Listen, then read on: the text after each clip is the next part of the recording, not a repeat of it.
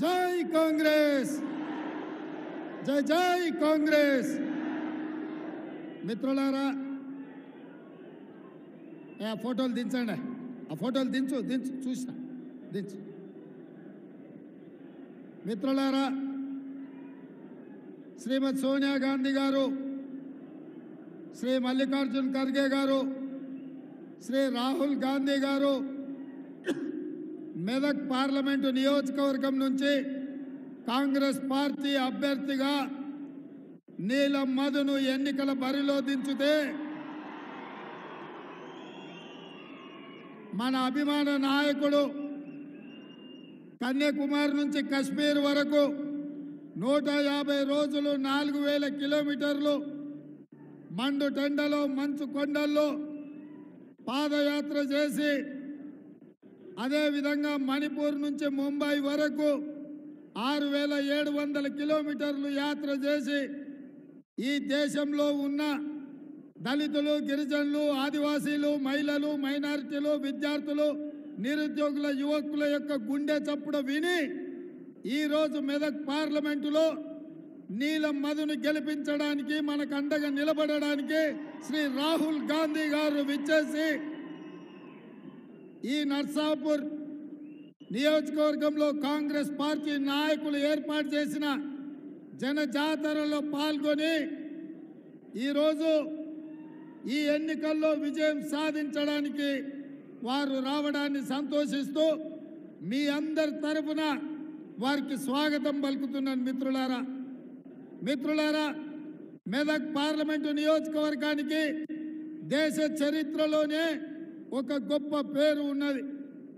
ఆనాడు దేశంలో జనతా పార్టీ విఫలమై, దేశ రాజకీయాలు అల్లకల్లోలమై, దేశంలో ప్రభుత్వమే లేని అరాచకం తాండవిస్తున్న సందర్భంగా శ్రీమతి ఇందిరా గాంధీ గారు 1980లో ఇదే మెదక్ పార్లమెంటు నుంచి ఎన్నికల బరిలో దిగి అత్యధిక మెజార్టీతో గెలిచి ఈ దేశానికి ప్రధానమంత్రిగా ఎన్నికైన సంగతి ఇక్కడున్న ప్రతి ఒక్క మెదకు బిడ్డకు తెలుసు.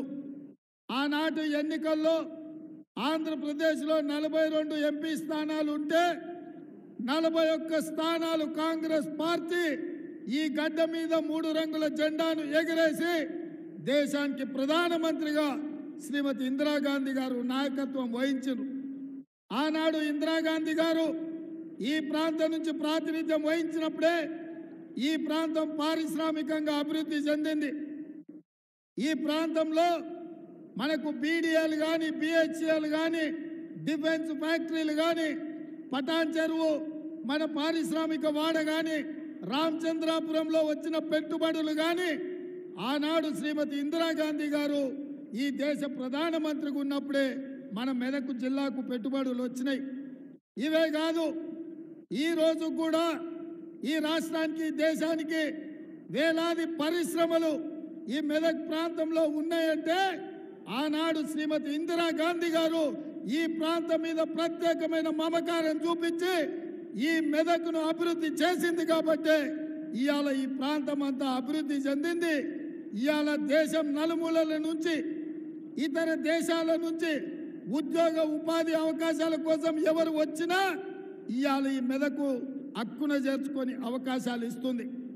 ఆనాడు ఇందిరాగాంధీ గారు ముష్కర్ల చేతిలో తుపాకీ తూటాలకు బలైనప్పుడు ఈ దేశ ప్రధానమంత్రిగా, మెదక్ పార్లమెంటు సభ్యురాలుగా వారి చివరి శ్వాస వరకు, ఆఖరి రక్తపు పట్టు వరకు మన గడ్డకు, మన ప్రాంతానికే ప్రాతినిధ్యం వహించిండ్రు. వారు ఇక్కడి నుంచే ప్రాతినిధ్యం వహించినప్పుడు కీర్తిశేషులు అయ్యిండ్రు. అట్లాంటి మెదక్ పార్లమెంటు నియోజకవర్గం గత 25 సంవత్సరాలుగా 1999 నుంచి 2024 వరకు ఈ పార్లమెంటు నియోజకవర్గం బీజేపీ, బీఆర్ఎస్ చేతిలోనే మగ్గిపోయింది. అందుకే ఈనాడు ఈ ప్రాంతానికి విముక్తి కలిగించే అవకాశం మీ చేతుల్లో ఉంది. అందుకే రాహుల్ గాంధీ గారు ఒక బలైన వర్గాల బిడ్డ నీలం మధు ముదిరాజును ఈ ఎన్నికల్లో దించి ఆనాడు ఇందిరాగాంధీ గారు ప్రాతినిధ్యం వహించిన ఈ పార్లమెంటులో నీలం మధును ఈరోజు కాంగ్రెస్ పార్టీ ఎన్నికల బరిలో దించిండ్రు. ఈరోజు బీజేపీ నుంచి నిలబడ్డ ఆయన ఎవరో కాదు, పక్కనే దుబ్బాక ఉప ఎన్నికల్లో ఎమ్మెల్యేగా గెలిచి మోడీ నుంచి వేల కోట్ల రూపాయలు నిధులు తెస్తామని దుబ్బాక ప్రజల చెవుల్లో పువ్వు పెడితే ఆ పువ్వును మన శాసనసభ ఎన్నికల్లో బండకేసి కొట్టిండ్రు, ఉప్పు తీసి ఉప్పు పోసి పాత రేసిండ్రు. ఇక రెండోగా ఆయన బీఆర్ఎస్ నాయకుడు, బీఆర్ఎస్ నుంచి నిలబడ్డ ఆయన ఎవరో కాదు, మన మల్లన్న సాగర్లో, మన రంగనాయక సాగర్లో, మన కొండ పోచమ్మలో వేలాది ఎకరాల భూములను, వేలాది మంది రైతులను ముంచి వాళ్ళ సొంత భూములు, తాతలు ముత్తాతలు ఇచ్చిన భూములు ప్రభుత్వం గుంజుకుంటుంటే మాకు సరైన నష్ట పరిహారం ఇవ్వండి అని అడిగితే పోలీసులను పెట్టి తొక్కించిండు. పోలీసుల బూట్ల కింద ఈ ప్రాంత రైతులను అణిచివేసిండు. ఇవాళ మన మీద అక్రమ కేసులు పెట్టి మన భూములు గుంజుకొని మన ప్రాంతం మీద ఆధిపత్యం వహిస్తున్న వెంకట్రామరెడ్డిని ఓడించాల్సిన బాధ్యత కేసీఆర్కు, హరీష్ రావుకు గుణపాఠం చెప్పాల్సిన బాధ్యత మెదక్ జిల్లా యువకుల మీద ఉన్నది, ఈ ప్రాంత రైతుల మీద ఉన్నది అని చెప్పి నేను ఈ సందర్భంగా గుర్తు చేస్తున్నా. అందుకే మిత్రులారా, ఇవాళ రఘునందన్ రావును చూసినాం, వెంకట్రామరెడ్డిని చూసినాం. వెంకట్రామరెడ్డి ఆల్రెడీ ఎమ్మెల్యేగా ఉన్నాడు, ఇప్పుడు మళ్ళీ ఎంపీగా ఎందుకు నిలబడ్డాడు అంటే కేసీఆర్కు, హరీష్ రావుకు వందల కోట్ల రూపాయలు ఇస్తున్నాడు కాబట్టి ఎక్కడి నుంచో కరీంనగర్ నుంచి తీసుకొచ్చి మెదక్ ఎన్నికల బరిలో దించిండ్రు. నేను అడుగుతున్న కేసీఆర్ను, హరీష్ రావును, మొత్తం మెదక్ జిల్లాలో మీకొక్క మనగాడు కూడా దొరకలేదా ఈ మెదక్ పార్లమెంట్ ఎన్నికల్లో పెట్టడానికి? ఇవాళ ఎక్కడి నుంచో కరీంనగర్ నుంచి మా భూములు గుంజుకున్నాడు, మా రైతుల మీద కేసులు పెట్టినాడు, మా రైతులను జైళ్ళకు పంపించినోడిని ఇవాళ ఎంపీగా నిలబెట్టి ఈ మెదక్ జిల్లా రైతాంగాన్ని ఈరోజు అవమానిస్తున్నారు. అందుకే మిత్రులారా, ఈరోజు మీ కష్టాలు తెలిసిన వాడిగా, మీ బిడ్డ మీ మధ్యలో ఉండేవాడు, మీ సమస్యలు ప్రస్తావించేవాడు, గల్లీ నుంచి ఢిల్లీ వరకు మీ సమస్యల్ని పరిష్కరించడానికి మాదిగల ఏబిసిడి వర్గీకరణ కోసం, ముదిరాజులు బీసీ డి గ్రూప్ నుంచి ఏ గ్రూప్లకు తేవడం కోసం ఈనాడు బీజేపీ నరేంద్ర మోడీ రాజ్యాంగాన్ని మార్చాలని, రిజర్వేషన్లు రద్దు చేయాలని, దళితులు, గిరిజనులకు, బలైన వర్గాలకు వ్యతిరేకంగా కుట్ర చేస్తున్నారు. కాబట్టి మిత్రులారా, రేపు జరగబోయే ఎన్నికల్లో బీఆర్ఎస్ బీజేపీని బొంద పెట్టాలి, నీల మధును గెలిపించాలి. ఇవాళ బీజేపీ వాళ్ళు అంటున్నారు ఎన్నికలు వచ్చినప్పుడల్లా వాళ్ళకి రాముడు గుర్తొస్తాడు, హనుమాన్ జయంతి గుర్తొస్తుంది, లేకపోతే బతుకమ్మ బోనాల పండుగలు గుర్తొస్తాయి ఇంకొకరికి. నేను అడుగుతున్న మా మిత్రుల్ని, మన తండ్రులు, తాతలు, మన ముత్తాతలు శ్రీరామనవమి చేయలేదా? హనుమాన్ జయంతిలు చేయలేదా?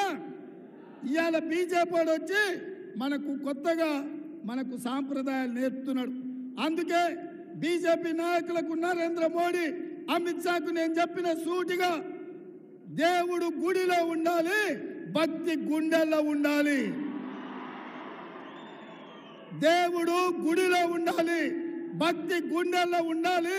పోలింగ్ బూత్ లో ఓట్ల కోసం అడుక్కునే బిచ్చగాళ్ళలాగా రాముడినో హనుమంతునో వాడుకుంటురంటే మిమ్మల్ని దేవుడు కూడా క్షమించడని చెప్పి బీజేపీ వాళ్ళకి చెప్పిన. ఇవాళ నిన్న చంద్రశేఖరరావు వచ్చిండంట. ఇక ఆయన బస్సు యాత్ర చూస్తుంటే వెనకడికి ఎవడో తిక్కలోడు తిరునాళ్ళకు పోతే ఎక్కడానికి దిగడానికే సరిపోయిందంట. పెద్దలు మదన్ రెడ్డి గారిని ఏదేదో అనిపోయిందంట. చంద్రశేఖరరావు వయసు మీద పడ్డది, ఇప్పటికైనా బుద్ధి తెచ్చుకో. ప్రజలు నిన్ను బండకేసి కొట్టిండ్రు, ఈ ప్రాంత ప్రజలు నిన్ను తిరస్కరించిండ్రు, నిన్ను ఓడగొట్టిండ్రు. రేపు రాబోయే పార్లమెంట్ ఎన్నికల్లో నీ అభ్యర్థికి డిపాజిట్ కూడా గల్లంత అవుతుంది. అది ఇక్కడి నుంచే, నర్సాపూర్ నుంచే పునాదులు పడతాయి, బీఆర్ఎస్ను ఓడగొడతారు. అందుకే మిత్రులారా, ఈ ఎన్నికల్లో మీ అందరికీ నా విజ్ఞప్తి ఒకటే, 25 ఏళ్ళు బీజేపీని చూసిండ్రు, బీఆర్ఎస్ను చూసిండ్రు. ఈ ఎన్నికల్లో ఈ దేశంలో ఈ రాష్ట్రంలో కాంగ్రెస్ అధికారంలో ఉంటుంది, అభివృద్ధి పనులు చేపడుతుంది. ఒక బలహీన వర్గాల నుంచి ఇచ్చిన నీలం మధును ఈ ఎన్నికల్లో గెలిపించండి. అప్పుడు ఈ ప్రాంతానికి మేలు జరుగుతుంది.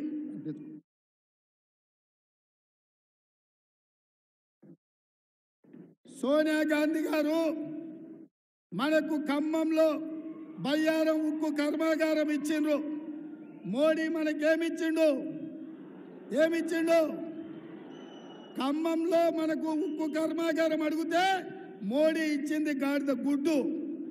మనము వరంగల్లో రైల్వే కోచ్ ఫ్యాక్టరీ అడిగితే మోడీ మనకి ఇచ్చింది గాడిద గుడ్డు. ఐటీఆర్ మనం అడిగితే మోడీ ఇచ్చింది గాడిద గుడ్డు. అందుకే ఐఐటి అడిగితే మోడీ ఇచ్చింది గాడిద గుడ్డు. మరి గాడిద గుడ్డు ఇచ్చిన మోడీకి కర్రు కాల్చి వాత పెడదామా? పెడదామా? నేను బీజేపీ ఏం తెచ్చిందంటే మీరు అందరు గాడిద గుడ్డ అనాలి. మోడీ ఏమి ఇచ్చిండు అంటే గాడిద గుడ్డ అనాలి. రెడీనా? రెడీనా? బీజేపీ ఏమిచ్చింది? మోడీ ఏం తెచ్చిండు? బీజేపీ ఏమిచ్చింది? మోడీ ఏం తెచ్చిండు? బీజేపీ ఏమిచ్చింది? మోడీ ఏం తెచ్చిండు? మరి గాడిద గుడ్డిచ్చిన బీజేపీకి కర్రు కాల్చి వాత పెట్టి ఈ ఎన్నికల్లో నీలం మధును 1,00,000 మెజార్టీతో ఎంపీగా గెలిపించాలి. మీరు సిద్ధమా? సిద్ధమా? సిద్ధమా? సిద్ధమా? నేను 1,00,000 అంటే మీరు పక్కా అనాలి. 1,00,000 1,00,000 1,00,000 1,00,000 1,00,000 1,00,000 1,00,000 1,00,000 1,00,000 1,00,000 1,00,000 జై కాంగ్రెస్! జై జై కాంగ్రెస్! హస్తం గుర్తుకే! హస్తం గుర్తుకే! ధన్యవాదాలు మిత్రులారా. Thank you. ఇప్పుడు మనం ఎంతో ఎదురు చూస్తున్నటువంటి ఇందిరాగాంధీ మనమడు, మరి మనందరి ఆశాజ్యోతి, భావి భారత ప్రధాని రాహుల్ గాంధీ గారు ప్రసంగించాల్సిందిగా కోరుతున్నాము. 3 రంగుల జెండా పట్టి సింగమోలే